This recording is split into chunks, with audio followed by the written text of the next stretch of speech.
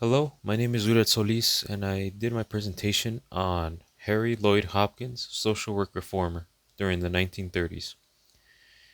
And it reads, the great men and women of history are remembered for their achievements. For every major success that we look back on, we often associate only one person who was responsible.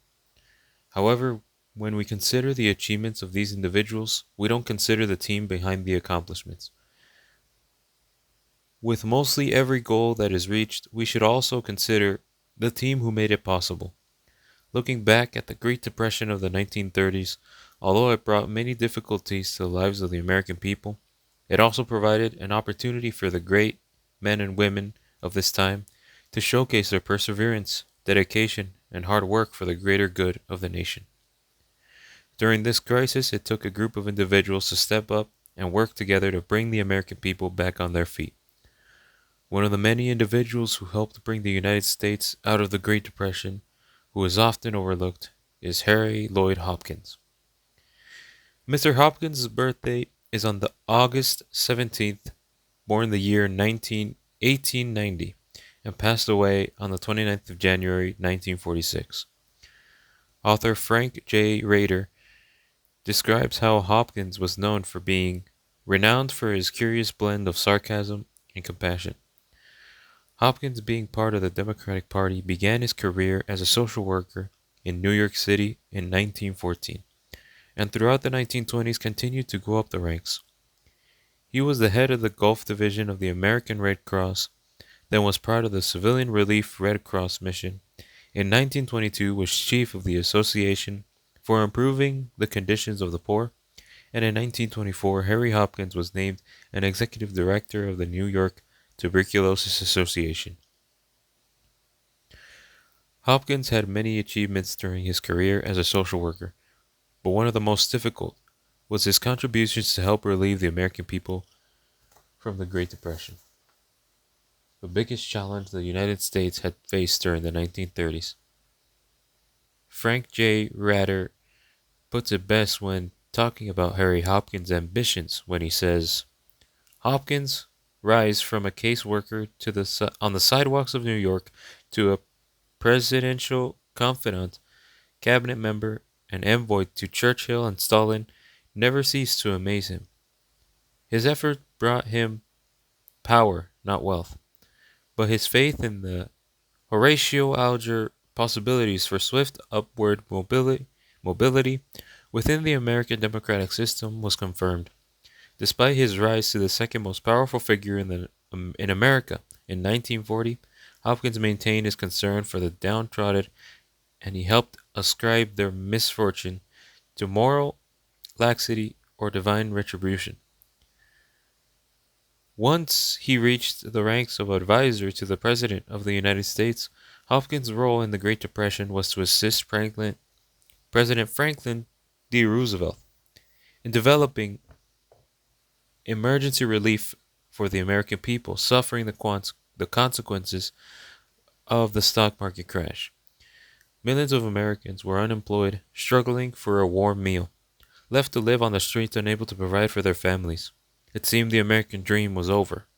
According to the article on the Great Depression on the Federal Reserve History website, many historians characterize the Depression as a disaster because of its length, depth, and consequences. The Depression lasted a decade, beginning in 1929 and ending during World War II. Industrial production plummeted, unemployment soared, families suffered, marriage rates fell, the longest and deepest downturn in the history of the United States. Because of how damaging the Depression was to all Americans, it was vital for government officials of the time to act swiftly and effectively to bring the country out of this crisis. Harry Hopkins was one of these individuals serving for the better of the country. According to an article on Harry Hopkins on Britannica, in response to the pressing needs arising in the economic depression stemming from the stock market crash in 1929, Hopkins was appointed in 1931 executive director, later chairman, of the New York State Temporary Emergency Relief Administration, established by Roosevelt who was then governor. One of the best systems to be established as a result of the Great Depression in the is the Social Security Act of 1935. According to our textbook, the Social Security Act established the country's basic social welfare policy framework. Although Americans tend to think of Social Security mostly as retirement benefits, the original act contained social insurance, public assistance, social service, and health programs. Social Security Act programs have expanded over the years. The book continues the book continues to talk about the present-day Social Security we are familiar with and how it has grown to become more than just the retirement benefits. The book proceeds to list the different programs that have been included throughout the years. These are Old Age and Survivors Insurance, also known as OASI, Disability Insurance, Medicare, and Unemployment Insurance or Unemployment Compensation. When we consider Harry L. Hopkins' contributions to not only the plan to relieve the American people from the Great Depression, but also his contributions to social welfare, the man's work was astounding, to say the least. According to Frank J. Ratter, author of the book Harry L. Hopkins, The Ambitious Crusader, he wrote, Hopkins not only organized a national world relief system, but he also championed Social Security, unemployment insurance, public housing, rural rehabilitation,